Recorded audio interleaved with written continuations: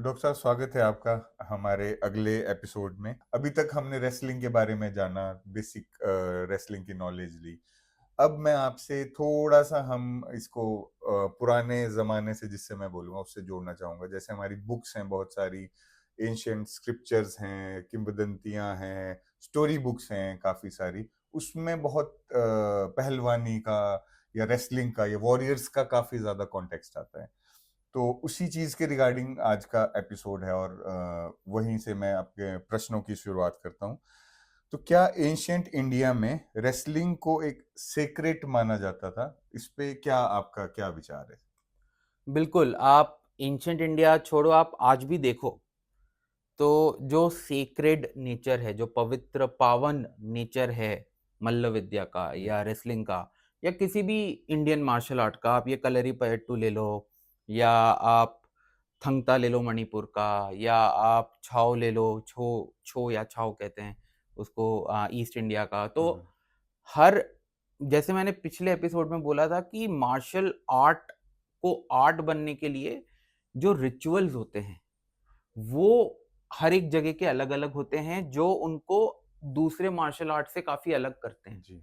क्योंकि हमारी body same है, बॉडी को आप एक वेपन की तरह, शस्त्र की तरह इस्तेमाल सेम तरह से करोगे। हम्म। मुट्ठी से मुक्का करोगे, बिल्कुल कोना बिल्कुल। मारोगे। तो मल्ल विद्या, रेसलिंग, इसमें सीक्रेटनेस कहाँ से आती है? आप देखोगे, जैसे मैं आपको एग्ज़ाम्पल दूँ, आज भी हम जब अखाड़ों में जाते हैं, तो कोई भी पुराना अखाड़ा आपको सीधा अंदर नहीं घुसने देगा। हम्म। जैसे हम कोई भी रिलिजियस या पौराणिक स्थल जाने के पहले हाथ-पैर धोते हैं। जी। जैसे हिंदू धर्म में हाथ धोया जाता है, बिल्कुल। इस्लाम में वुज़ू होता है, क्रिश्चियनिटी में भी धोते हैं, हम्म। गुरुद्वारों में भी हाथ धोते बिल्कुल हैं। बिल्कुल। तो आप पहले अपने हाथ और पैर धोते हो, जो आपको एक सेरेमोनियसली प्यूरिफाई करते हैं। हम्म। फिर आप एक द्वार के बाहर अपना माथा टेकते हो, चप्पल-वप्पल उतारते हो और उस द्वार के अंदर, जहाँ से अखाड़ा शुरू होता है, हम्म। उस मिट्टी को पहले स्पर्श करते हो। हम्म। चरणों के स्पर्श के पहले आपको उसको रिस्पेक्ट देना जी। है, वो भूमि है। जी।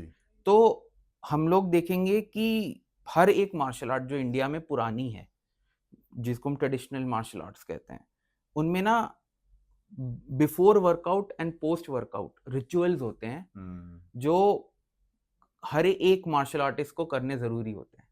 और ये रिचुअल्स कुछ होते हैं जो हमारी वार्म अप के लिए होते हैं, कूल डाउन के लिए होते जी। हैं। पर इन रिचुअल्स के बहुत सारे सेक्रेड सिंबलिज़्म भी होते हैं। जैसे सूर्य नमस्कार, सूर्य की पूजा तो होती है, बिल्कुल। बट उससे हमारी बॉडी में वो लचकता आती है। जी।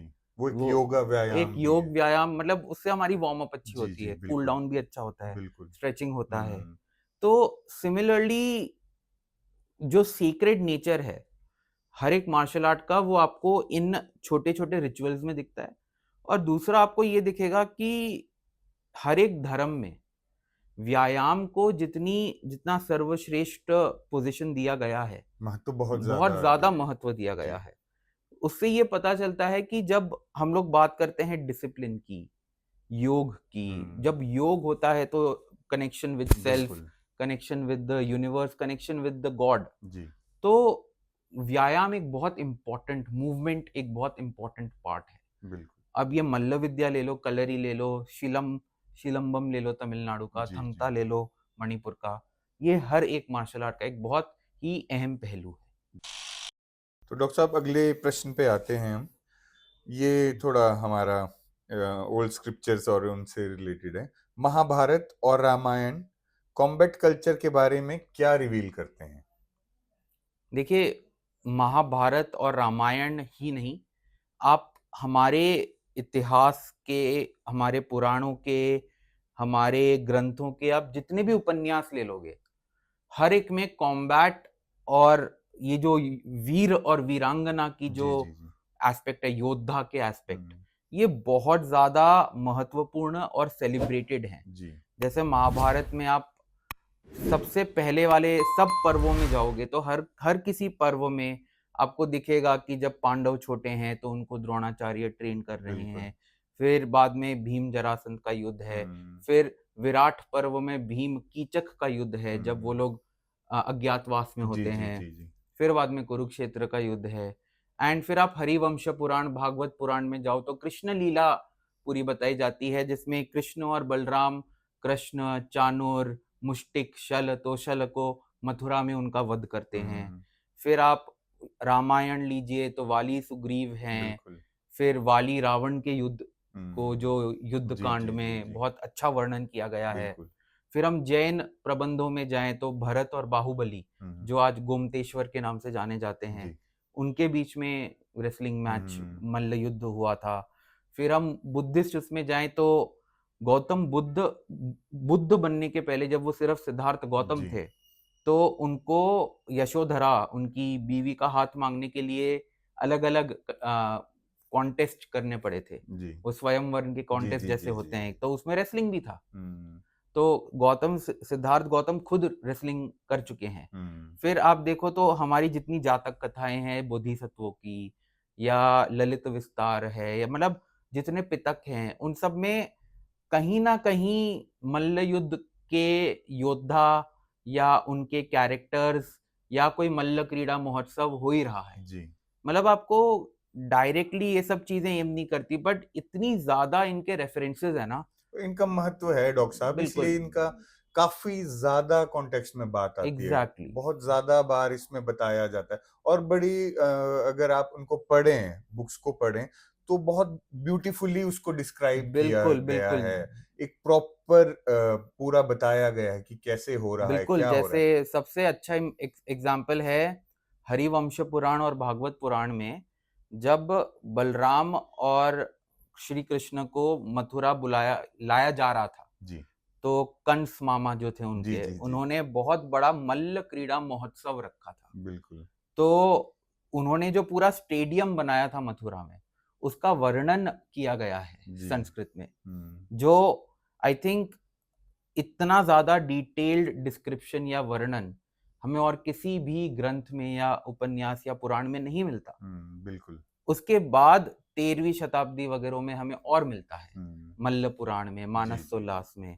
पर हाँ, ये सच्ची में वाकई बहुत ही ज्यादा महत्वपूर्ण वस्तु है समझने के लिए कि इन छोटी छोटी चीजों के पीछे बहुत बहुत, बड़ी कहानी है। बिल्कुल। तो डॉक्टर साहब, अगले प्रश्न पे आते हैं। हमने महाभारत और रामायण के बारे में बात की अभी। तो महाभारत रामायण में हमारे दो मेन कैरेक्टर, हनुमान जी और भीम, उनसे रिलेटेड प्रश्न है। उनकी स्ट्रेंथ में आपको एक्चुअल डिफरेंस क्या लगता है? अरे, बहुत फर्क है। जब हम इन दोनों पात्रों की बात करते हैं, जी, इन कैरेक्टर्स की बात करते हैं पूरी स्टोरीज को दिमाग में रख के, एंड एक्चुअली एक ऐसा इंसिडेंट भी है जब हनुमान जी महाभारत में भीम के साथ उनका एक जी, जी, इंटरेक्शन होता है कि बिल्कुल। उन्होंने अपनी पूंछ ऐसी रास्ते पे रखी होती जी, है जी, और जी। भीम को कहते हैं तू उठा के साइड कर दे फिर चला जा, और भीम नहीं बिल्कुल। उठा पाते। जी। फिर जब बाद में वो रिवील करते हैं कि वो कौन है, तो भीम ऐसे हो जाते हैं। जी, बट बेसिकली आप देखोगे, हनुमान जी को सब ब्रह्मचारी या मुश्किल के टाइम या कामिंग इफेक्ट्स के लिए बिल्कुल। या स्ट्रेंथ के लिए लोग पूजते हैं, क्योंकि हनुमान जी की जो पावर थी, स्ट्रेंथ थी, वो सिर्फ फिजिकल स्ट्रेंथ में नहीं थी, वो नॉलेज में भी थी। बिल्कुल। मतलब हम कहते हैं ना कि a true fighter is someone who is physically sound but mentally sound as well. जी। तो वो कंप्लीट वॉरियर का जो इमेज होता है, जो मतलब हम, मतलब जिसको, मतलब हम हनुमान जी के कैरेक्टरिस्टिक्स लेके हमारा आइडिया ऑफ योद्धा बनाते हैं, बिल्कुल। है ना। बिल्कुल। पर हम भीम की सिर्फ स्ट्रेंथ लेते हैं। हम कहते हैं भीम जैसा स्ट्रांग हो, बट शायद दिमाग उसके जैसा ना होना है। जी, जी, बिल्कुल। क्योंकि भीम को ऐसे माना जाता है कि hot headed, very impulsive, aggressive. जी, अग्रेसिव, जी, जी। एंड वेरी गोरी। हम्म, मतलब भीम के जो थोड़े से वर्णन हैं कि जब वो अलग अलग कौरवों को मारते हैं, हम्म, तो वो थोड़े से श्लोकों में हमें दिखता है कि मतलब बहुत ज्यादा वायलेंट थे। मतलब वो जो कंट्रोल, रिस्ट्रेंट वाली चीज हनुमान बिल्कुल। जी में दिखती है, जी। वो भीम में नहीं दिखती थी। एंड एक्चुअली मल्ल पुराण जब 12वीं 13वीं 14वीं शताब्दी में लिखी गई, तो अलग अलग दाव पेचों के नाम पे मल्ल विद्याओं का नाम रखा गया। तो जिसमें हनुमंती मल्ल विद्या वो मल्ल विद्या थी जिसमें आप स्ट्रैंगल करते हो, किसी का गले से सुला देते हो, चोक कर रहे हो, तो वो जैसे एनाकोंडा एक अजगर लोगों को ऐसे दबोच के जी, रखता जी। है ना कि तू थक जा फिर मैं मारूंगा, हुँ, तो उसको हनुमंती कहते हैं, क्योंकि हनुमंती मल्ल विद्या आपके शरीर पे नहीं, आपके जहन पे वार साइकोलॉजिकल। करती है। जी, जी। बट कि जो आजकल ओलंपिक्स में होती है या ज्यादातर जो अखाड़ों में होती है, उसको भीमसेनी कहते हैं, क्योंकि हुँ, उसमें धोबी पछाड़ मारना थोड़ा या एग्रेसिव वो पटकना, है। जी। जिसमें स्ट्रेंथ का यूज बहुत है, बहुत हुँ, बलशाली लोगों के लिए है।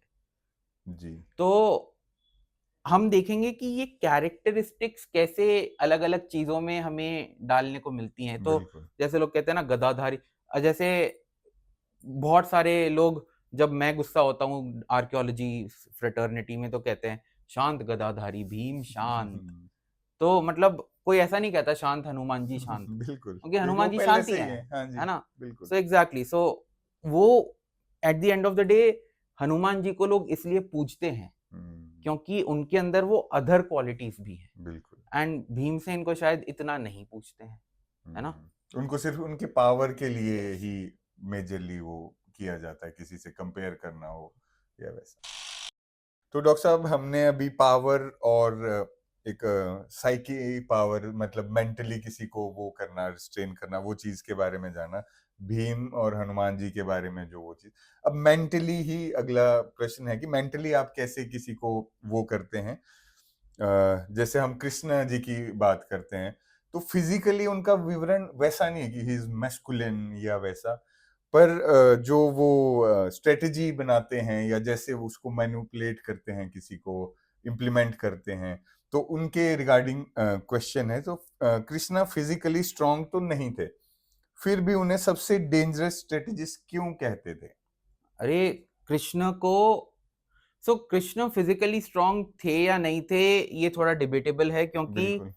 अलग-अलग, अब कृष्ण ऐसे पात्र हैं जो थ्रू आउट द पीरियड अलग-अलग ग्रंथों में अलग-अलग अवतारों में आए हैं। जी। अब जैसे फॉर एग्जाम्पल मैं आपको बात करूं, कृष्ण एज कृष्ण लीला भागवत पुराण या हरिवंश पुराण लो, तो कृष्ण बलराम कुश्ती करते थे, और कृष्ण बलराम ने चाणूर मुष्टिक, यही नहीं बल्कि पूतान जैसे राक्षसों को, कुवलयु पीठ हम्म। जैसे हाथी, जंगली हाथी को भी हराया था। जी। हाँ, ऐसा माना जाता है कि Balram was the stronger among the two बिल्कुल। And Krishna was the smarter. जी। तो कृष्ण को लोग ज्यादातर साइकोलॉजिकल वॉरफेयर एंड स्ट्रैटेजी के साथ कंपेयर करते हैं, बिल्कुल। बट यही नहीं, कृष्ण को एक और नाम दिया गया है मल्लारी। हम्म। जय मल्लार कहते हैं, मल्हार या मल्लारी। ये इसलिए बोला गया है कि जब कृष्ण ने चाणूर और मुष्टिक को शिकस्त दी थी, हम्म। और चाणूर और मुष्टिक मल्ल थे, तो ओके। मल्लों का वध करने वाला हाँ जी। मल्लारी। अच्छा। एंड उसके बाद क्या हुआ कि जो 13वीं 14वीं शताब्दी की मल्ल पुराण है, वो एक टाइप ऑफ मल्ल, ज्येष्ठ मल्ल, मतलब हम्म। सीनियर रेसलर्स के बारे में है। ज्येष्ठ से ऐसा कॉन्टेक्स्ट में याद आता है, ज्येष्ठ ज्येष्ठ से। भ्राता, बिल्कुल। ज्येष्ठ भ्राता। जी, जी, हम जी। जब सीरियल देखते हैं तो सबसे पहला शब्द कृष्ण के मुंह से यही सीखा हूं ज्येष्ठ, मैं बिल्कुल। मैं मैं उस बिल्कुल वो वहां पे वो जैसे स्ट्राइक होता है कि बलराम को, बलराम जी के बारे में हम बात वो हो रही है। दूरदर्शन वाला श्री हाँ कृष्ण जी, देखते थे तो वही बिल्कुल, आता था। बिल्कुल। ज्येष्ठ तो से वही तो याद। ज्येष्ठ भ्राता से वो जी, सीखते जी, थे। जी। पर मल्ल पुराण में ये लिखा गया है कि जब कृष्ण और बलराम ने मल्लों को मारा जो सपोजिटली ब्राह्मण थे, तो जी, ब्राह्मण हत्या करी, तो उनको प्रायश्चित करने जी, जाना था। जी। तो वो गुजरात के मोढेरा के रीजन में जब वो लोग उस एरिया का नाम था दंडक आरण्य, दंडक आरण्य साउथ में था, सॉरी, ये धर्म आरण्य था, हम्म। मोढेरा वाला एरिया। तो वहां पे गुजरात में सोमेश्वर नाम के एक मोढ़ ब्राह्मण को उन्होंने दांवपेच सिखाए। हम्म। फिर सोमेश्वर ने अपने शिष्यों को वो दांवपेच सिखाए, और वो शिष्य बनिए ज्येष्ठ मल्ल, ओके। जो फिर पूरे भारत में फैले सल्तनत पीरियड में। और साउथ में उनको जेट्टी बोला जाता है, नॉर्थ में और वेस्ट में उनको जेठी बोला जाता है। हम्म। आजकल आप बड़ौदा जाओगे, मैसूर जाओगे, तो आपको ये अभी भी मिलेंगे, अच्छा। आपको ये अभी भी कहानियां सुनाएंगे ये। तो मल्ल तो पुराण जैसे, मल्ल पुराण में सोमेश्वर जो एक जेठी थे, उनको कृष्ण और बलराम ने ही सिखाया सब कुछ। तो आज भी मतलब वो होता है मल्ल जी जी बिल्कुल, तो आजकल जैसे मैसूर में दशहरा फेस्टिवल होता है। जी गुजरात में तो अब इतना कुछ नहीं होता, ये जेठी, सोलंकी और वाघेला राजवंश का जब समापन हुआ जी 12वीं-13वीं शताब्दी में, तो ये लोग क्या करा, ये लोग अलग-अलग जगह बिखर गए। कुछ हम्म अकबर के कोर्ट में गए, मुगल कोर्ट में, कुछ अहमदाबाद सुल्तान के कोर्ट में गए, कुछ साउथ आ गए, काकतिया, होयसला, यादव कोर्ट में। हम्म फिर धीरे-धीरे जैसे-जैसे राजवंश आते गए, वो लोग उनको पैट्रनेज देते गए। जी तो वडेयार राजवंश जो था मैसूर का, हम्म वो आज भी दशहरा के टाइम कुछ जेट्टियों को कोरियोग्राफ्ड वज्र मुष्टि बाउट कराते हैं। ओके तो मतलब ये कल्चर है अभी हाँ, है हाँ, हाँ, अभी है, पर मतलब इन लोगों की तादाद कम हो गई है। अब ये जेट्टीज़ जो जेठी जो हैं, वो रोज़मर्रा की ज़िंदगी में ज़्यादा बिज़ी हो गए हैं। जी पहले क्या था कि आप रेसलर हो, पहलवान हो, तो खाने-पीने के वांदे नहीं है। राजा के बिल्कुल घर से आपको बिल्कुल खुराक आ रहा है, बच्चों की प पढ़ाई-लिखाई हो रही जी जी है या तो आपका घर पोजीशन सँभाला जा काफी स्ट्रांग रहा है। थी उस हाँ, टाइम पे उनकी अब रखी हुई अब बेचारे मतलब अब कोई इनको पैट्रनेज नहीं देता। अब जी सबको पढ़ाई करके बिल्कुल मार्क्स बिल्कुल लाने हैं या सरकारी जॉब हम्म चाहिए या खेती-बाड़ी करते हैं, तो जी वो तो हमें वो उतार-चढ़ाव तो दिखते ही है ना, बिल्कुल जो जो सोसाइटी पहले थी वो अब नहीं है। जी तो सोसाइटल चेंज की वजह से काफी जी, कुछ चेंज हो गया है जी, हमारे तो आज हमने जाना हमारे पुराने स्क्रिप्चर्स बुक्स में जो योद्धा थे वो कैसे वर्णित किए गए थे इम्पोर्टेंस क्यों थी उनकी इतनी ज्यादा और क्या क्या चीजें हैं कैसे एग्रेसिव एक मल्ल योद्धा और शांत जैसे हमने हनुमान जी के बारे में बात की ये सब चीज के बारे में हमने जाना तो और भी हम डॉक्टर कुश जी से प्रश्न करते रहेंगे अगर आपको कोई भी प्रश्न है इस एपिसोड से रिलेटेड तो आप कमेंट सेक्शन में अपने प्रश्नों को छोड़ सकते हैं और हम आशा करते हैं आने वाले एपिसोड में उसका जवाब जरूर देंगे धन्यवाद